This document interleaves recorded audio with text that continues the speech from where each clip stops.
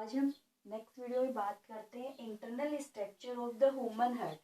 तो human heart the four chamber has the four chamber. Upper two chamber thin wall is known as the auricles, right auricle and left auricles. Upper two chamber, the thin wall known as the auricles, right auricles and the left auricles. Lower two chamber, thick wall is known as the ventricle, right ventricle and the left ventricles. Clear हुआ? Then after देखिए auricles और ventricles, ये वाला auricles है, ये वाला ventricles है। इन दोनों के बीच में एक ग्रूव प्रेजेंट होती है। जैसे देखिए मैं यहाँ से हटा दूं, एक groove present between the oracles. अब चाहे वो राइट ओरिकल्स हो चाहे लेफ्ट ओरिकल्स हो, इनके बिटवीन में क्या प्रेजेंट होगी? ग्रूव प्रेजेंट होगी या फ्यूरो प्रेजेंट होगी, या हिंदी में अपन उसको दरार बोल देते हैं, स्लिट बोल देते हैं। A furrow present between the auricles and the ventricles. Right auricles right ventricles, left auricle, left ventricles. The furo is known as the auriculoventricular furo. क्या नाम है? auriculoventricular furo बोल दो, या ओरियोवेंट्रिकुलर सेप्टम बोल सकते हैं, या कोरोनरी सल्क। तो एक फ्यूरो प्रेजेंट है, ग्रूव प्रेजेंट होती है, जिसको क्या बोला जाता है? उस ग्रूव का क्या नाम है? ओरिकुलोवेंट्रिकुलर फ्यूरो या कोरोनरी सेल्स बोला जाता है। फिर नेक्स्ट अपन बात करते हैं कि जैसे ये तो किसके बिटवीन हो गई? ओरिकुलर और वेंट्रिकुलर के बिटवीन हो जाती है। फिर देखिए टू ओरिकल्स के बिटवीन में, राइट ओरिकल्स और left auricles are separate by a septums. This septum name is the inter auricular septum. कि लेफ्ट वाला पार्ट, राइट, लेफ्ट और राइट दोनों पार्ट एक सेप्टम से सेपरेट होते, तो उस सेप्टम का क्या नाम हो गया?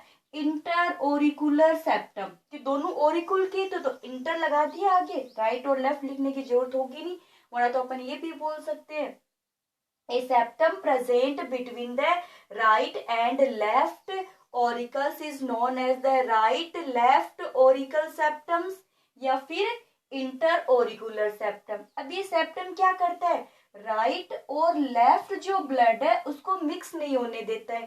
सेम ऐसा ही सेप्टम कहाँ प्रेजेंट होगा? फिर वेंट्रिकल्स में भी प्रेजेंट होगा। तो वेंट्रिकल्स में भी ऐसे ही सेप्टम प्रेजेंट है। इस सेप्टम्स का नाम क्या हो जाएगा? Inter ventricular symptoms.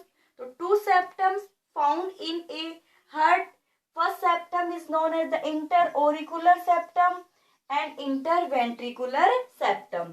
फिर नेक्स्ट देखिए, जो ओरिकुलर जो सेप्टम्स होते हैं ना, यहाँ पर एक ओवेल शेप पिट प्रेजेंट है। In inter auricular septum a oval shape pit present is known as the fossa ovalis. गड्ढा, पिट का मतलब क्या? तो गड्ढा होता है, क्या बोलते हैं उसको? फोसा ओवेलिस बोला जाता है। इन इन्फेंट, इन्फेंट मानी बच्चों में, एम्ब्रियो के अंदर क्या होता है? या आप एम्ब्रियो बोल सकते हो इन्फेंट का मतलब। तो एम्ब्रियो के अंदर क्या होगा कि जो ये पिट है ना, पिट, इसकी जगह पर पोर प्रेजेंट होता है या अपर्चर प्रेजेंट होता है। तो उस अपर्चर का नाम क्या हो गया? Foramen oval. जैसे जैसे एम्ब्रियो का डेवलपमेंट होता है, वो फिटस बनता है, तो उसकी जगह जो पोर था, जो अपर्चर था, वो फिल हो जाता है और उसकी जगह गड्ढा रह जाता है, जिसका नाम क्या होता है? Fossa ovalis. तो इंटर ओरिकुलर सेप्टम के अंदर, इंटर ओरिकुलर सेप्टम किसके बिटवीन में? टू ओरिकल्स के बिटवीन में है, जो बोथ ब्लड्स को मिक्स नहीं होने देता। तो वहां पे जो पिट प्रेजेंट होगा, ओवेल शेप स्ट्रक्चर होगी, उस ओवेल शेप स्ट्रक्चर क्या नाम होगा? फोसा ओवेलिस हो गया। जैसे जैसे डेवलपमेंट हो जाएगा वैसे वैसे वो फोसा ओवेलिस बनेगा। लेकिन इन्फेंट यानी एम्ब्रियो में इस फोसा ओवेलिस की जगह क्या प्रेजेंट होता है? एक अपर्चर प्रेजेंट होता है, जिस अपर्चर का नाम होता है फोरमेन ओवेल अपर्चर पाया जाता है। नेक्स्ट अपन बात करते हैं कि यहाँ पे जो सेप्टम प्रेजेंट होते हैं, ये जो सेप्टम होते हैं, इन सेप्टम से क्या है, वाल्व लगे हुए होते हैं ऐसे, ये लीजिए वाल्व, इस फॉर्म में क्या लगे हुए हैं, वाल्व। तो राइट साइड में भी वाल्व लगा हुआ है और लेफ्ट साइड में भी वाल्व लगा हुआ है। ये जो वाल्व है ना, तो राइट साइड वाला जो वाल्व है इसको तो बोलते हैं ट्राइकस्पिड वाल्व। क्या बोलेंगे, ट्राइकस्पिड वाल्व। और लेफ्ट साइड वाला जो होगा ना उसको क्या बोलेंगे, बाइकस्पिड वाल्व। बाइकस्पिड को बोलते हैं मिट्रल वाल्व। क्लियर हुआ। अब देखिए जो ये वाल्व होते हैं ना, ये जो वेंट्रिकल्स है, ये भी वेंट्रिकल्स है, तो वेंट्रिकल्स की जो वॉल है यहाँ पे ऐसे ऐसे इन्वेंशन बने हुए रहते हैं। ठीक है, ऐसे से क्या बने रहते हैं, इन्वेंशन बने हुए रहते हैं। तो ये इन्वेंशन जो यहाँ से ये स्ट्रेच रहेगा, ये लीजिए यहाँ से क्या इसे अटैच किए हुए इन उभारों से, पेपिलरी मसल्स है, इनको अटैच किए हुए रहती। इसकी वजह से जो वाल्व है ये नीचे की तरफ से खींचे हुए रहते हैं। इनकी जो फेस है वो ओरिकल्स की तरफ नहीं जाएगा, यानी हमेशा इनका फेस किधर रहेगा, वेंट्रिकल की साइड ही रहेगा, जिससे जो ब्लड होगा वो ओरिकल से वेंट्रिकल्स में तो आ सकता है लेकिन वापस ओरिकल्स में नहीं जा सकता है। तो ये वाली बात भी ध्यान में रखने वाली होती है कि जो बाइकस्पिड और ट्राइकस्पिड जो वाल्व होते हैं, अब देखिए इसको अपन क्या बताएंगे, ये जो फोल्डेड बने हुए ना, इन फोल्डेड की बात करते हैं कि folds of the valve fibres cords chordae tendineae are attach with the papillary muscles. ये क्या है, ये पेपिलरी मसल्स है जो कहाँ से राइज हुई है, वॉल ऑफ वेंट्रिकल से राइज हुई है। ये हो गए कोर्डे टेंडाई हो गए। तो कोर्डे टेंडाई के थ्रू जो वाल्व होते हैं वो पेपिलरी मसल से अटैच हुए रहते हैं। अब ये पेपिलरी ये क्या करता है, इसको हमेशा से टेंडाई क्या करती है, टेंडाई तो ये वाली क्या है, टेंडाई, ये टेंडाई इसको ऐसे खींच के रखेगी, खींच के रखेगी। तो वाल का जो फेस है वो हमेशा वेंट्रिकल की साइड रहेगा, ना कि ओरिकल्स की साइड जा पाता है। तो इसकी वजह से जो ब्लड होगा, अब ये जो वाल्व है, ट्राइकस्पिड वाल्व है, बाइकस्पिड जो वाल्व होते हैं, ये वाल्व्स ब्लड को बैक फ्लो होने से प्रिवेंट करते, to prevent the back flow of blood. अब आपको देखिए थोड़ा सा कंफ्यूज कहाँ हो जाता है कि ट्राइकस्पिड वाल्व कहाँ है और बाइकस्पिड वाल्व का है। तो याद रखने का तरीका देखिए, जो राइट पार्ट होता है ना हार्ट का, इसमें हमेशा इम्प्योर ब्लड होता है, यानी डीऑक्सीजनेटेड ब्लड, और लेफ्ट साइड में क्या होता है, ऑक्सीजनेटेड ब्लड होता है। तो थोड़ी सी ट्रिक है याद करने की, ज्यादा इसमें माइंडली मत लेना। कि देखिए यहाँ पर मैंने लगा दिया ट्राई, ट्राई से आप कर दो ताई, कर दिया ताई। या देखिए बाई, बाई अपन किसको बोलते हैं, बहन को बोलते हैं, सिस्टर को बोलते हैं। इसमें से आप एक बार सोच के देखिए, अकॉर्डिंग टू सिस्टर का जो रिलेशन होता है वो बेस्ट रिलेशन होता है, एज ए फ्रेंड वाला रिलेशन होता है, तो वो ज्यादा अच्छा है। तो सिस्टर यानी बाई ज्यादा अच्छी है, तो प्योर ब्लड अच्छा होता है। तो कहाँ हो गया, यहाँ तो कौन सा हो गया, प्योर ब्लड हो गया, और यहाँ कौन सा हो जाता है, इम्प्योर ब्लड हो जाता है। चलिए अब नेक्स्ट यहाँ तक तो अपनी बात हो जाती। फिर देखिए मैं आगे और बताती हूँ, यहाँ से जो वेंट्रिकल है, ये लीजिए, अब ये जो वेंट्रिकल वाला पार्ट है यहाँ पर अपन क्या लेके आएंगे, अपन बात करते हैं अब इसमें ब्लड वेसल्स की बात करते हैं। कि देखिए ये जो राइट एट्रियम है ना, राइट एट्रियम के अंदर आती है लार्ज वेन, उस लार्ज वेन का क्या नाम होता है, वेना केवा। वेना केवा आती है, लार्ज वेन है जो राइट एट्रियम में एंटर करे।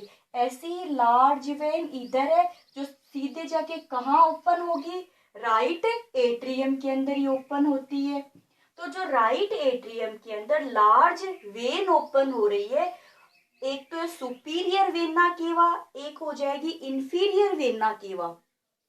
Both are carry deoxygenated blood from other organ to right atrium. तो आपको ये बात ध्यान में रखनी होगी कि वेना केवा का क्या रोल होता है। फिर देखिए नेक्स्ट है, ये जो राइट वेंट्रिकल है, राइट वेंट्रिकल से अराइज हो रही है पल्मोनेरी आर्टरीज।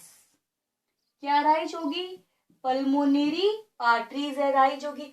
पल्मोनेरी जो आर्टरीज है carry deoxygenated blood from right ventricle to lungs, from right ventricle to lungs. Then after four pulmonary vein, कितनी? 4 pulmonary vein enter in left atrium to carry oxygenated blood from the lungs. Then a large arteries aorta arise from the left ventricle and goes in the other part of the body to carry oxygenated blood from left ventricle to other part of body. Then after फिर देखिए, अब यहाँ पर एक आपको 2 new word देखने को मिलेंगे। एक तो नाम है कोरोनरी साइनेंस। क्या नाम है? Coronary science. कोरोनरी साइंसेस क्या करता है? हार्ट से डीऑक्सीजनेटेड ब्लड की कैरी करते हैं, हार्ट से deoxygenated blood carry by the coronary sinus. Other part से तो लेके आती है वेना केवा डीऑक्सीजनेटेड ब्लड को, लेकिन हार्ट से, हार्ट के अंदर अगर डीऑक्सीजनेटेड पास करवाना है तो वो कौन करेगी? कोरोनरी साइनेंस करेगी। ऐसे ही कोरोनरी जो आर्टरीज है वो हार्ट से प्योर ब्लड को कैरी करती है, तो pure blood carried by the coronary arteries to heart.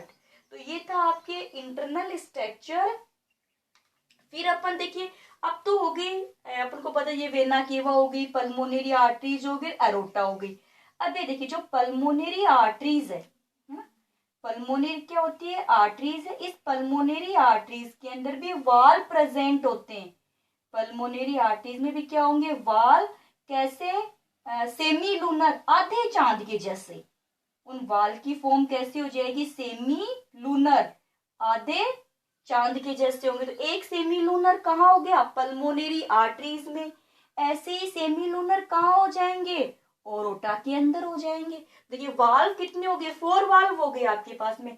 Tricuspid valve, bicuspid valve, semilunar valve हो गया पल्मोनरी आर्टरीज में, और ऐसा ही सेमीलूनर वाल्व कहाँ हो जाता है? एरोटा के अंदर हो जाता है। ये वाल्व क्या करते हैं? ब्लड को आगे की तरफ तो फ्लो करते, लेकिन बैक फ्लो नहीं होने देते। जैसे मान लीजिए डीऑक्सीजनेटेड ब्लड है, ये कहाँ चला गया? पल्मोनरी आर्टरीज में चला गया। अब ये कहाँ जाएगा? सीधे लंग्स में जाएगा, ना कि वापस वेंट्रिकल्स के अंदर आ सकता है। तो ऐसे ही बैक फ्लो को प्रिवेंट करने का काम किसका होता है?